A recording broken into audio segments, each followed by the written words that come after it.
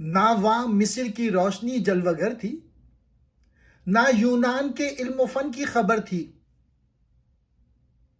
عرب کے لوگ مصر کی تہذیبی ترقی اور یونان کے علم و فلسفے سے واقف نہیں تھے۔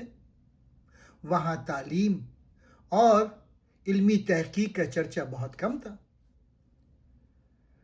وہی اپنی فطرت پہ طبع بشر تھی۔ خدا کی زمیں بن جتی سر بسر تھی۔ عرب کے لوگ بیرونی تہذیبوں کے اثر سے دور اپنی فطری حالت میں زندگی گزارتے تھے۔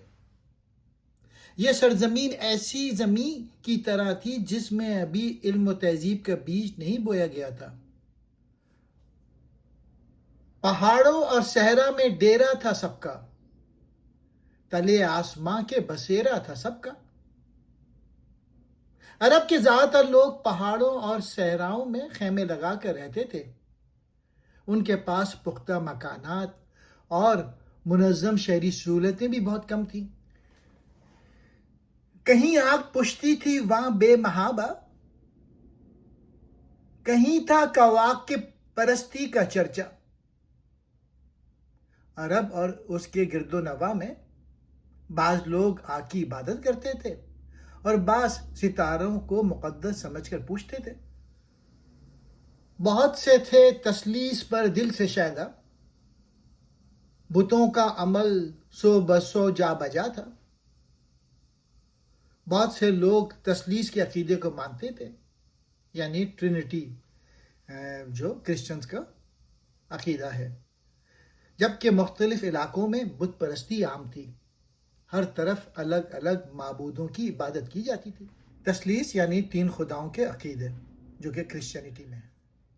کرشموں کا راہب کے تھا سید کوئی، طلسموں میں کاہن کے تھا قید کوئی۔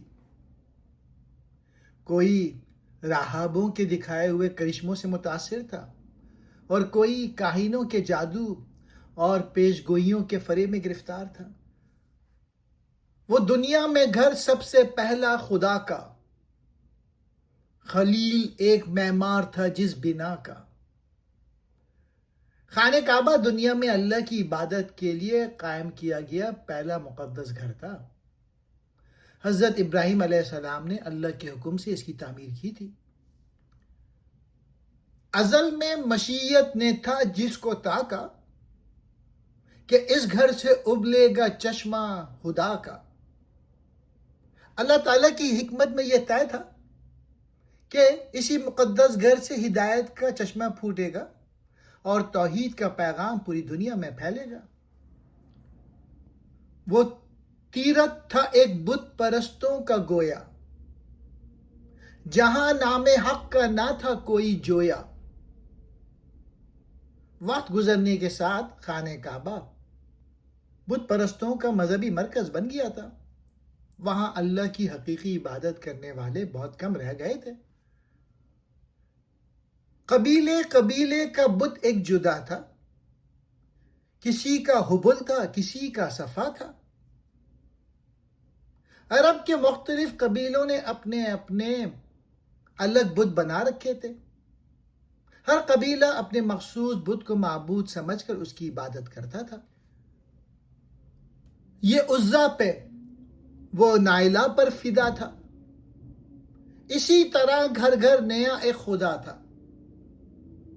کوئی عزا کی عبادت کرتا تھا اور کوئی نائلہ پر عقیدت رکھتا تھا۔ یوں ہر خاندان اور قبیلے نے اپنا الگ معبود بنا رکھا تھا۔ نیہا ابر ظلمت میں تھا مہر انور، اندھیرا تھا فارا کی چوٹیوں پر۔ توحید کی روشن حقیقت شرک اور جہالت کے اندھیروں میں چھپ گئی تھی۔ مکہ اور اس کے گرد و نواح پہ گمراہی کی تاریکی چھائی ہوئی تھی۔ نیہا ابر ظلمت میں تھا مہر انور، اندھیرا تھا فارا کی چوٹیوں پر۔ توحید کی روشن حقیقت شرک اور جہالت کے اندھیروں میں چھپ گئی تھی۔ مکہ اور اس کے گرد و نواح پر گمراہی کی تاریکی چھائی ہوئی تھی۔ چلن ان کے جتنے تھے سب وحشیانہ، ہر ایک لوٹ اور مار میں تھا یگانہ۔ زمانہ جاہلیت میں عربوں کی بہت سی عادتیں غیر مہذب اور ظالمانہ تھیں۔ لوٹ مار اور دوسروں پر حملہ کرنے میں وہ بہت آگے تھے۔ فسادوں میں کٹتا تھا ان کا زمانہ، نہ تھا کوئی قانون کا تعزیانہ۔ ان کی زندگی لڑائیوں اور قبائلی فساد میں گزرتی تھی۔ کوئی مضبوط حکومت یا قانون موجود نہیں تھا جو ظلم کرنے والوں کو سزا دیتا۔ وہ تھے قتل و غارت میں چالاک ایسے، درندے ہوں جنگل میں بے باک جیسے۔ وہ قتل و غارت اور خون ریزی میں بہت بے خوف ہو چکے تھے۔ ان کی حالت جنگل کے ان درندوں جیسی تھی جو کسی قانون اور رحم کے پابند نہیں ہوتے۔ نہ ٹلتے تھے ہرگز جو اڑ بیٹھتے تھے، سلجھتے نہ تھے جب جھگڑ بیٹھتے تھے۔ جب عرب کے لوگ کسی بات پر ضد کر لیتے تو اپنے موقف سے پیچھے نہیں ہٹتے تھے۔ ان کے جھگڑے بات چیت یا سمجھوتے سے آسانی سے ختم نہیں ہوتے تھے۔ جو دو شخص آپس میں لڑ بیٹھتے تھے تو صدہا قبیلے بگڑ بیٹھتے تھے۔ دو افراد کی معمولی لڑائی جلد ہی قبائلی دشمنی بن جاتی تھی۔ اس جھگڑے میں سینکڑوں قبیلے شامل ہو کر ایک دوسرے کے دشمن بن جاتے تھے۔ بلند ایک ہوتا تھا گرواں شرارہ، تو اس سے بڑک اٹھتا تھا ملک سارا۔ کسی معمولی تنازع کی ایک چنگاری بھی پورے عرب میں پھیل جاتی تھی۔ چھوٹا سا جھگڑا ایک بڑی اور تباہ کن جنگ کی صورت اختیار کر لیتا تھا۔ وہ بکر اور تغلب کی باہم لڑائی، صدی جس میں آدھی انہوں نے گوائی۔ بکر اور تغلب نامی عرب قبائل کے درمیان طویل جنگ جاری رہی۔ انہوں نے تقریباً 50 سال باہمی لڑائی اور دشمنی میں ضائع کر دیے۔ نہ جھگڑا کوئی ملک و دولت کا تھا وہ، کرشمہ ایک ان کی جہالت کا تھا وہ۔ یہ جنگ کسی سلطنت، زمین یا دولت کے حصول کے لیے نہیں تھی۔ اس کا اصل سبب ان کی جہالت، ضد اور بے بنیاد قبائلی غرور تھا۔ قبیلوں کی کر دی تھی جس نے صفائی، تھی ایک آگ ہر سو عرب میں لگائی۔ اس جنگ نے بہت سے قبائل اور بے شمار انسانی جانوں کو تباہ کر دیا۔ اس کی دشمنی آگ کی طرح پورے عرب میں پھیل گئی تھی۔ کہیں تھا مویشی چرانے پہ جھگڑا، کہیں پہلے گھوڑا بڑھانے پہ جھگڑا۔ کبھی لوگ جانور چرائے جیسی معمولی بات پر لڑ پڑتے تھے، کبھی گھوڑا آگے بڑھانے کا چھوٹا سا معاملہ جنگ کا سبب بن جاتا تھا۔ لبے جو کہیں آنے جانے پہ جھگڑا، کہیں پانی پینے پلانے پہ جھگڑا۔ کبھی ندی کے کنارے آمد و رفت پر فساد کھڑا ہو جاتا تھا، کبھی پانی پینے یا جانوروں کو پالنے پر خون ریز لڑائی شروع ہو جاتی تھی۔ یوں ہی روز ہوتی تھی تکرار ان میں، یوں ہی چلتی رہتی تھی تلوار ان میں۔ ان معمولی باتوں پر روزانہ بحث، جھگڑا اور دشمنی ہوتی رہتی تھی۔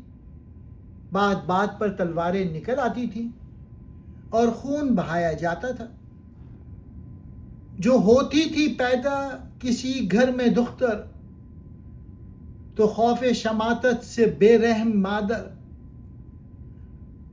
زمانہ جاہلیت میں بعض لوگ بیٹی کی پیدائش کو ذلت سمجھتے تھے۔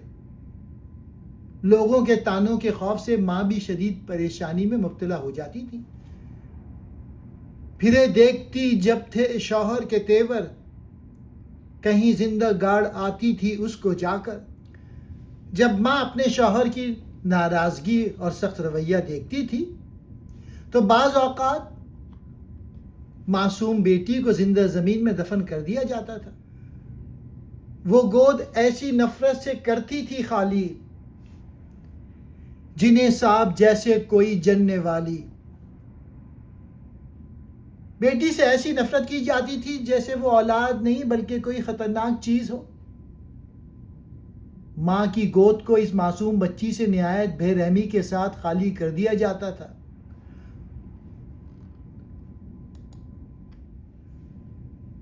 جوا ان کی دن رات کی دل لگی تھی، شراب ان کی گھٹی میں گویا پڑی تھی۔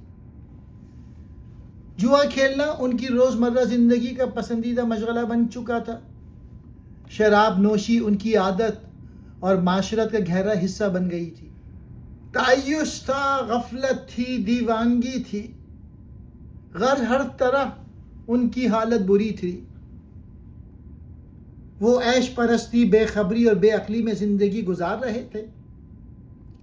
اخلاقی، معاشرتی اور روحانی لحاظ سے ان کی حالت بہت خراب تھی۔ بہت اس طرح ان کو گزری تھی صدیاں کہ چھائی ہوئی نیکیوں پر تھیں بدیاں۔ صدیوں تک عرب کے لوگ اسی جہالت اور برے ماحول میں زندگی گزار رہے تھے۔